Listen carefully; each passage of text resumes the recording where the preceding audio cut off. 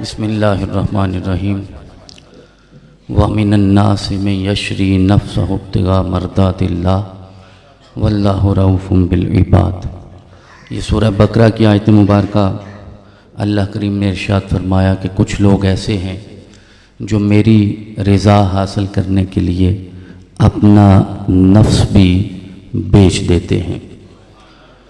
اب حضرت امام فخر الدین رازی ارشاد فرماتے ہیں کہ ایک قول کے مطابق، ایک روایت کے مطابق یہ آیت مبارکہ حضرت صہیب رومی رضی اللہ تعالیٰ عنہ کے لیے نازل ہوئی۔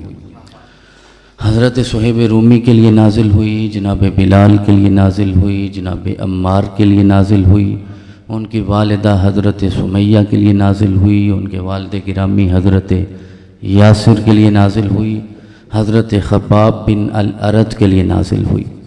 پھر ارشاد فرماتے ہیں کہ دوسرے قول کے مطابق یہ آیت مبارکہ اس ہستی کے لیے نازل ہوئی ہے جسے میرے رب نے ہجرت کی رات مصطفیٰ کا بستر عطا فرمایا۔ میں اب ان دونوں اگر روایات میں تطبیق کرنا چاہوں تو مجھے ایسے لگتا ہے کہ اللہ رب العزت نے یہ آیت نازل تو علی ہی کے لیے کی تھی، لیکن علی کے صدقے اللہ نے عمار کو بھی عطا فرمایا، علی کے صدقے بلال کو بھی عطا فرمایا، علی کے صدقے حضرت صہیب رومی کو بھی عطا فرمایا۔ صہیب رومی نے تو اپنا مال دیا تھا، اپنا مال دیا تھا، اپنی اولاد دی تھی، زندگی کی ساری تجارت دی تھی، لیکن اس رات یہ جملے حضرت امام فخر الدین رازی کے ہیں۔ آپ ارشاد فرماتے ہیں جب رسول اکرم نے علی کو اپنے بستر پہ لٹایا تو میرے رب کو وہ منظر اتنا پسند آیا کہ اللہ نے جبریل کو بھی بھیجا اور میکائیل کو بھی بھیجا۔ جبریل آ کے سرہانے کھڑے ہوئے، میکائیل آ کے آپ کے پاؤں کی طرف کھڑے ہوئے، اور دونوں کھڑے ہو کے کہنے لگے بخ بخ این مثلک یا ابن ابی طالب، آج تجھے مبارک ہو، کائنات میں تیری مثل اور کوئی نہیں ہے، تیری مثل اور کوئی نہیں ہے، کیونکہ آج اللہ عرش پہ فرشتوں کی مجلس سجا کر تیرا تذکرہ کر رہا ہے۔ اب جس کا تذکرہ عرش پہ ہو، جس کا تذکرہ ملائکہ کریں، جس کا تذکرہ، بلکہ میں دوسرے لفظوں میں یہ عرض کرنا چاہوں، جس کے پاؤں میں میکائیل کھڑا ہونا بھی اپنی عزت اور سعادت سمجھتا ہے، اگر تو آ جائے گا رب تجھے بھی عزتیں عطا فرمائے گا۔ اور یہ کوئی کمال نہیں تھا علی کا، ہجرت کی رات اس بستر پہ سونا تلواروں کے سائے میں علی کی عادت تھی۔ علی پہلے بھی سویا کرتے تھے، شیب ابی طالب کے 3 سال بستر مصطفیٰ کا ہوتا تھا، رات کو لیٹتے مصطفیٰ تھے، صبح اٹھتے مرتضیٰ تھے۔ وہ عادت ایسی ہو گئی تھی، عادت ایسی ہو گئی تھی کہ رسول اکرم علیہ تحیت و ثنا نے کسی اور کو امتحان میں نہیں ڈالا، حالانکہ حضرت سیدنا صدیق اکبر کو حکم ہوتا وہ بھی لیٹ جاتے، فاروق اعظم کو حکم ہوتا وہ بھی لیٹ جاتے، حضرت عثمان کو حکم ہوتا وہ بھی لیٹ جاتے۔ آپ بات کر رہے تھے نا کہ آقا کی آل بھی نوری ہے، آقا کے اصحاب بھی نوری ہیں، یہ نیرے نوری نہیں ہے، اللہ نے تو تیسرے نوکر کو 2 نوروں والا بنایا ہے، وہ صرف 1 نور والا نہیں ہے، 2 نوروں والا ہے۔ تو جس کا نوکر 2 نوروں والا ہوگا اس آقا کی شان کیا ہوگی؟ مسئلہ یہ نہیں ہے کہ لوگ میرے پیغمبر کو بشر کہتے ہیں یا نور کہتے ہیں، مسئلہ ہماری عقل کا ہے۔ میں نے ابھی کل کہیں بات کی تھی کہ لوگ یہ بھی اعتراض کرتے ہیں کہ تم حسین کا تذکرہ زیادہ کرتے ہو، حسن کا تذکرہ بہت کم کرتے ہو۔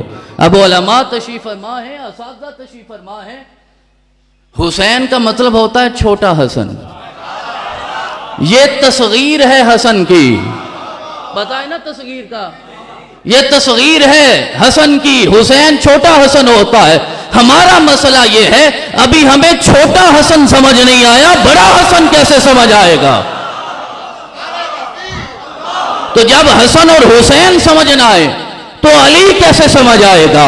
اور جب تک علی سمجھ نہ آئے تو محمد الرسول اللہ کیسے سمجھ آئے؟ تو اس لیے میرے آقا کریم علیہ تحیت و ثنا کسی اپنے غلام کو ارشاد فرماتے، وہ آپ کے بستر پہ دراز ہو جاتا، آقا حکم تھا آقا کا कोई भी होता कुर्बान हो जाता, लेकिन मेरे आका ने इम्तिहान लेना मुनासिब नहीं जाना। आका ने सोचा वो कौन है जिसे इस इम्तिहान के लिए तैयार किया गया था, किसकी आदत थी? तो मुस्तफा की निगाह नबूवत किसी और पे नहीं ठहरी, मुस्तफा को मुर्तजा नजर आता है। और हजरत जनाब अबू तालिब अलैहिस्सलाम ने एक शेर कहा था मक्के वालों को, उसी अमर बिन हिशाम को जिसे ज़माना अबू जहल कहता है, उसी अबू लहब को जिसके हाथ तोड़ने के लिए अल्लाह ने आयतें नाज़िल की हैं। इरशाद फरमाया था वल्लाहि लन यसिलू इलैका बिजमइहिम हत्ता वसद फी तुराब दफीना, कि हमने वादा किया है अपने वालिद गिरामी से, जनाब अब्दुल मुत्तलिब से हमारा वादा है कि हमारी जिंदगी में कोई मुस्तफा तक नहीं पहुंच सकता। मक्के वालों तुम सारे जमात बनकर भी आ जाओ, जब तक अबू तालिब जिंदा है कोई मोहम्मद तक नहीं जा सकता। हजरत ज़ियाउल उम्मत ने इस शेर को ज़ियाउल नबी में जिक्र किया है, और फिर आपने जुमले में एक तबसरा फरमाया है। हजरत ज़ियाउल उम्मत ने, हमारे पीर और मुर्शिद ने, नब्बाज़ असर ने, मुफस्सिर कुरान ने, हकीकी शेखुल इस्लाम ने, मुफक्किर इस्लाम ने, उन्होंने कहा जरा ये शेर पढ़ो। शेर पढ़ने के बाद तुम्हें क्या लगता है जिस शायर के शेर से इतना ईमान बढ़ता है उसका अकीदा क्या होगा?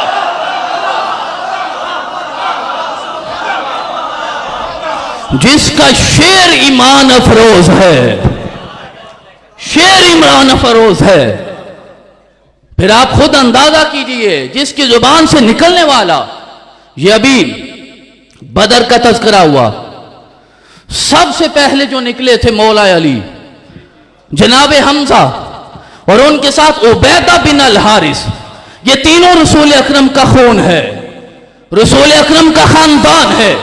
आपने किसी और मुहाजिर को नहीं आजमाया, आपने अंसारियों को भी नहीं आजमाया, आका ने अपना खून भेजा है। जितना रिश्ता करीबी था उसे सबसे पहले भेजा है। जाओ कहीं से बदर का वो मंजर तुम्हें नजर आए कि तुम खुली आंखों के साथ देख सको कि उन तीनों में सबसे पहले कौन निकलता है, तो पूरी जिम्मेदारी के साथ कहता हूं जो मुस्तफा के ज्यादा करीब था वही मुर्तजा निकलता है। जनाबे मुर्तजा, फिर जनाबे हमजा, फिर उबैदा बिन अल हारिस। मुर्तजा ने जो करना था किया, जमाना जानता है जो हशर किया था। वो 70 मरे थे। एक रिवायत जिसमें कम अज कम उन मकतूलीन का तज़किरा जिन्हें मौला ने वासिल जहन्नम किया वो 36 लोगों की मिलती है। 70 में से 36 तन्हा। दूसरी रिवायत कहती है 40, तीसरी रिवायत कहती है 50। अब 50 तक तो रिवायत है। आज अली की अकीदत में बैठे हैं। इन तीनों रिवायतों को मिलाया जाए तो पता ये चलेगा या तो 70 में 70 को अली ने मारा है या अली के इशारे से अल्लाह ने किसी और को इज़्ज़त अता फरमाया।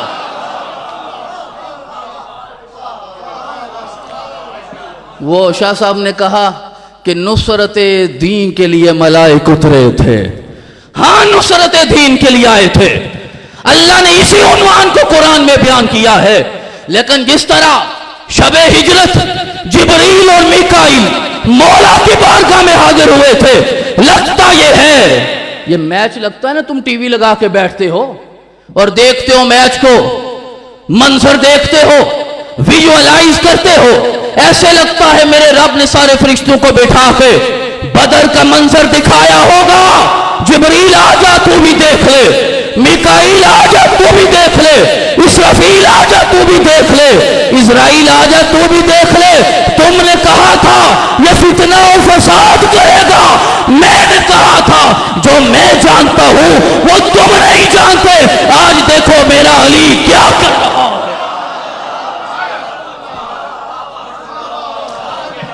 और फिर थोड़ी देर तो देखा होगा फरिश्तों ने, थोड़ी देर तो देखा होगा।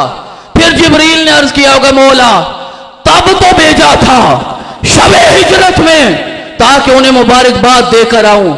آج بھی چاہتا ہوں کہ اگر اس سعادت میں میں بھی شامل ہو جاؤں۔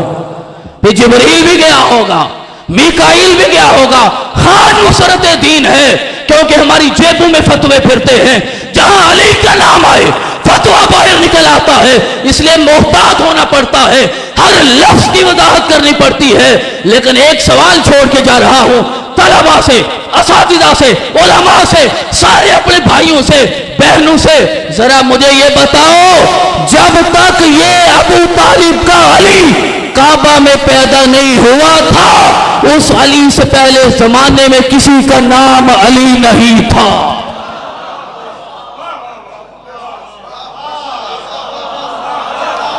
کوئی نام کا علی نہیں تھا، اور محمد الرسول اللہ سے پہلے کوئی محمد نہیں تھا۔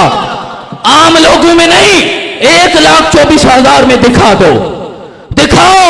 26 کے تو نام آتے ہیں، باقی سب کو بغیر ناموں کے مانتے ہو۔ نام کا پتہ نہیں، خاندان کا پتہ نہیں، مکان کا پتہ نہیں، زمان کا پتہ نہیں، علاقے کا پتہ نہیں، کتاب کا پتہ نہیں، شریعت کا پتہ نہیں، لیکن مانتے ہو۔ اب 1,24,000 میں کوئی محمد نہ تھا، علی سے پہلے کوئی علی نہ تھا، حسن سے پہلے حسن نہ تھا، حسین سے پہلے حسین نہ تھا۔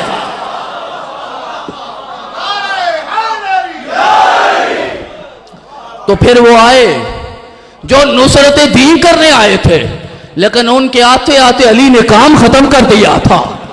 70 مارنا کون سا کام ہے علی کے لیے؟ اس لیے 70 کے 70 مولا نے مارے ہیں، لیکن عبیدہ بن الحارث کی بات کرنے لگا ہوں۔ یہ رسول اکرم کے تایا ساتھ ہیں، مولا علی کے بھی تایا ساتھ ہیں۔ وہ زخمی ہو گئے، آخری وقت تھا رسول اکرم کے قدموں میں۔ یہ بھی میرے پیر طریقت نے ضیاء النبی میں یہ واقعہ لکھا ہے، کہتے ہیں عبیدہ بن الحارث آخری لمحے تھے، وقت نزا تھا، روح پرواز کرنے لگی ہے، رسول اکرم کے قدموں میں سر رکھ کر کہتے ہیں آقا آج میرا دل کرتا ہے کاش ابو طالب زندہ ہوتے، میرا دل کرتا ہے کاش وہ زندہ ہوتے اور آج یہ بدر کا منظر دیکھتے، اور جو شعر انہوں نے مکے کے چوک پہ کھڑے ہو کے کہا تھا آج ابو طالب سے زیادہ میں اس کا حقدار ہوں۔ آج وہ دیکھتے یہ منظر، انہوں نے وعدہ کیا تھا، بلکہ مکے والوں کو چیلنج کیا تھا، جب تک میرا خون موجود رہے گا کوئی محمد رسول اللہ کے قریب نہیں جا سکتا۔ میرے آقا نے سر اٹھایا، سر چوما اور ارشاد فرمایا عبیدہ بولو کون سا شعر تھا جو ہمارے چچا نے کہا تھا؟ کہنے لگے مکے کے بازار میں کھڑے ہو کے ابو طالب نے کہا تھا لوگوں یاد رکھو وَنُسْلِمُهُ حَتَّى نُسَلَّى حَوْلَهُ وَنَزْحَلَ عَنْ أَبْنَائِنَا وَالْحَلَائِلِ، جب تک میرے خون کا ایک قطرہ بھی باقی ہوگا بدر سے لے کے کربلا تک، جب تک وہ لڑتے رہیں گے محمد کے قریب کوئی نہیں جا سکے گا۔ کہا آج میں نے اپنے چچا سے کیا وعدہ وفا کر دیا ہے۔ یار اس نے چچا سے کیا وعدہ وفا کر دیا، علی نے ابا سے کیا ہوا وعدہ وفا کیوں نہیں کرنا تھا؟ علی کیوں رسول اکرم کا طواف کرتے رہتے تھے؟ علی ہر وقت رسول اکرم کے ارد گرد کیوں رہتے تھے؟ وعدہ تھا اپنے ابا سے کہ میں رسول اکرم کے قریب کسی کو نہیں آنے دوں گا، اور وہ وعدہ علی نے نبھایا، پھر جناب حسن نے نبھایا، پھر جناب حسین نے نبھایا، پھر زین العابدین نے نبھایا، وہ سلسلہ چلتا رہا۔ دنیا بھولتی ہے، بھول جائے، ابھی میرے مہدی نے آ کے وہ وعدہ پورا کرنا ہے۔